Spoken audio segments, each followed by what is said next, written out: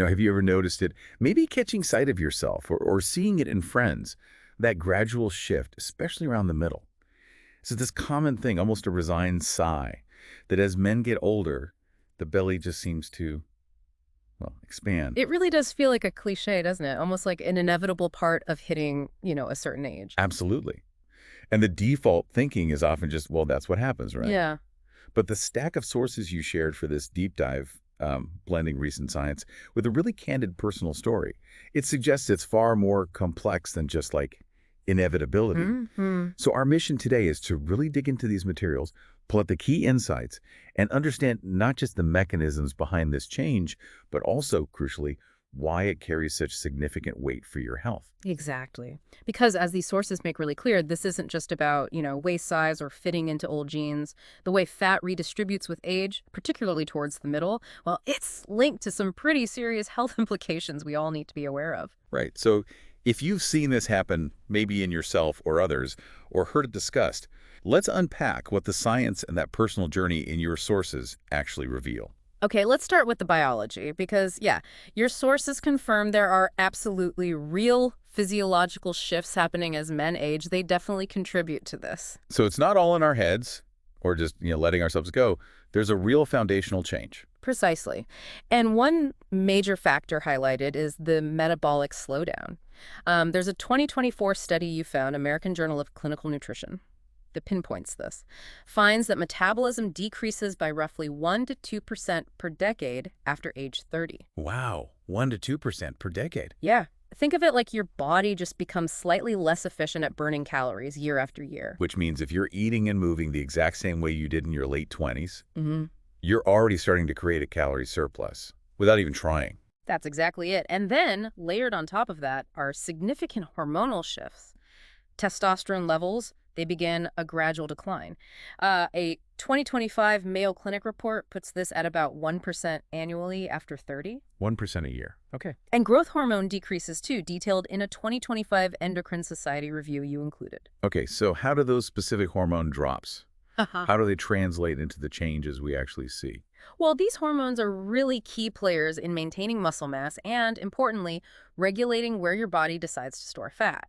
Lower testosterone in particular seems to tell your body, okay, hold on to fat in different places now. The personal story in your sources actually describes this, noticing less fat on arms and legs, more around the core, a shift their doctor directly linked to this testosterone-driven fat redistribution. Right. And this leads us to a really crucial distinction the sources emphasize, moving beyond just any fat to the one that really raises the red flags, Yeah. visceral fat. Yes, and this is where the health conversation gets, well, much more serious. We're all familiar with subcutaneous fat. That's the soft stuff just under the skin, the fat you can pinch. Hmm. But the age-related increase, especially for men, is a distinct move towards accumulating more visceral fat. Okay. That's the stuff packed deep inside, like around your organs. Exactly that. It's almost like internal padding. But the problem is, it's metabolically active in a really problematic way. It releases inflammatory compounds. This is why a measurement people often dismiss as just vanity becomes a critical health indicator. An NIH source notes that a waist circumference over 40 inches for men is a significant marker. It often points to excessive visceral fat. Okay, over 40 inches. Yeah. So why does this particular type of fat, the stuff tucked away inside, matter so much more than, say, the fat on your arms? This is maybe the most vital takeaway from the sources you pulled together. Visceral fat isn't just sitting there quietly. It's not benign. Research highlighted from the NIH, including findings mentioned in that personal story from a 2023 health check, and also broader 2025 studies, they link this deep abdominal fat to dramatically increased risks for major diseases. And the numbers are, well, they're pretty sobering when you look at them. They really are.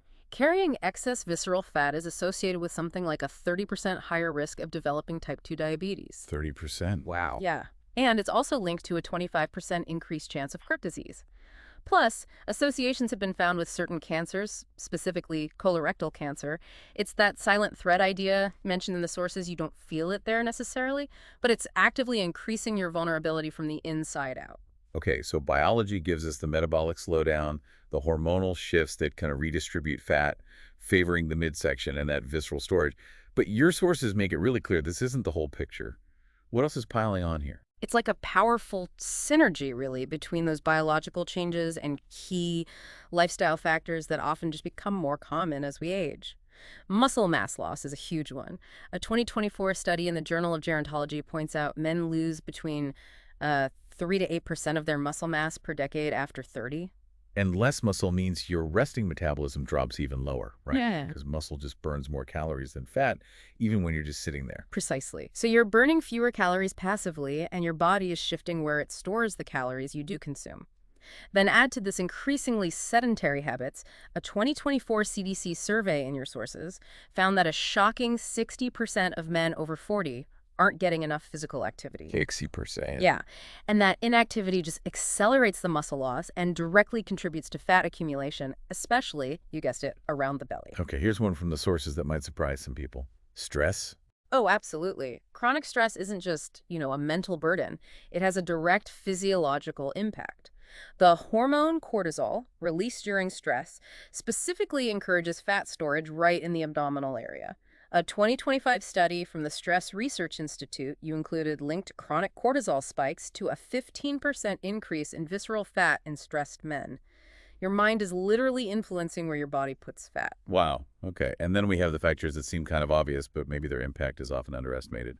Diet and sleep. Critically important, both of them. The sources talk about how diets heavy in processed snacks, late-night meals high in sugars and refined carbs, they lead towards insulin resistance. A 2024 diabetes care study linked this exact pattern to 20% more belly fat. Basically, your body gets less effective at processing sugar, and those excess calories get preferentially stored as fat, especially, around the middle. And poor sleep just seems to throw a wrench in everything. Yep. It's like pouring gasoline on the fire, honestly. Insufficient sleep, say, averaging only 5 hours a night, which many people do, it profoundly disrupts hormones that control your appetite. Things like ghrelin, the hunger hormone, and leptin, the satiety hormone. Ah, okay. A 2025 Sleep Foundation report and a 2024 JAMA study confirm this. When these hormones are out of balance, you just feel hungrier, you crave sugary foods more, and it becomes incredibly difficult to make healthy choices. It just fuels that whole fat accumulation cycle. Right. And this is where that personal journey shared in the sources becomes so powerful, doesn't it? Yeah. It shifts from the science to a real-world example of someone putting this knowledge into action. Yeah, it's a great narrative of someone waking up to the science and deciding, okay, I'm not just going to accept this inevitable narrative. For the person in the story, the wake-up call was a health check, age 48. And that check delivered some pretty stark numbers. Yeah. A 42-inch waist and glucose levels, putting them squarely in the pre-diabetic range. That kind of moment tends to focus the mind, doesn't it? It certainly does. Their initial research into, the slowing metabolism explained the general weight gain they'd seen over a couple of years, but it was really understanding the specific health risks tied to that visceral fat that provided the necessary motivation, the real push to act decisively. It stopped being about looks and became about health, a real health imperative. And they didn't just get informed. They actually implemented changes based on the science they were reading, like in the sources you found, starting with diet. Yes, exactly.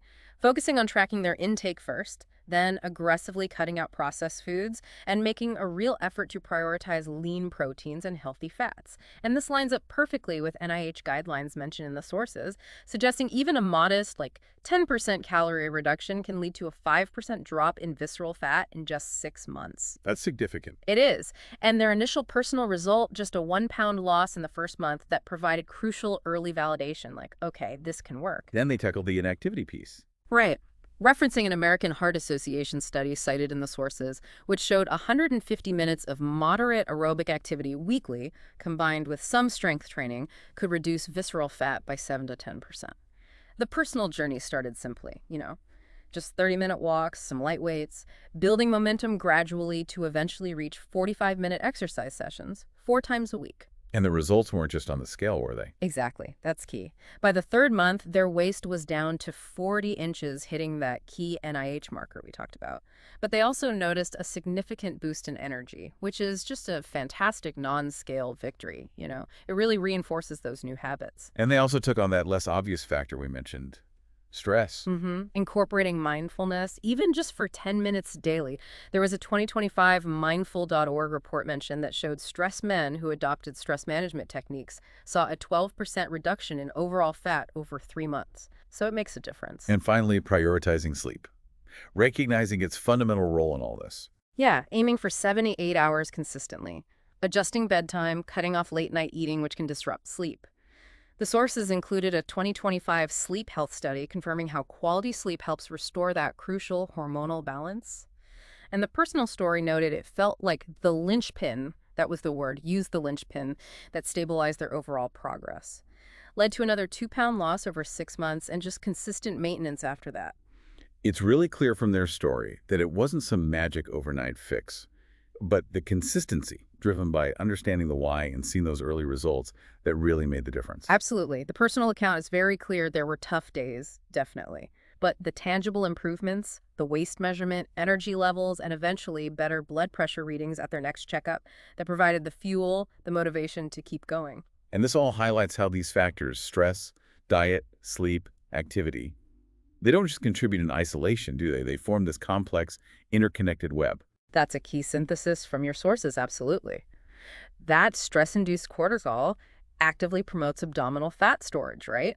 But that effect is significantly worsened when it's combined with a diet high in refined sugars and carbs. There was a 2025 Nutrition Reviews study cited that demonstrated men who simultaneously reduced sugar intake and managed stress saw a really remarkable 15% drop in visceral fat over a year. 15%, just from tackling those two together. Yeah, and the personal journey mirrored this. The shift to whole grains combined with stress techniques correlated with a significant 2-inch reduction in belly circumference within 6 months. It shows how these things work together. And we talked about how poor sleep makes healthy choices harder, but the sources show it directly amplifies those other issues too. It absolutely does. The JAMA study findings reiterate that insufficient sleep boosts cortisol levels and disrupts appetite hormones. So it creates this biological drive to eat poorly and store fat, even when you're consciously trying not to. Improving sleep, like in the personal story, was just essential for the other efforts diet. Exercise to truly stick and yield results. It wasn't just an add-on, it was fundamental.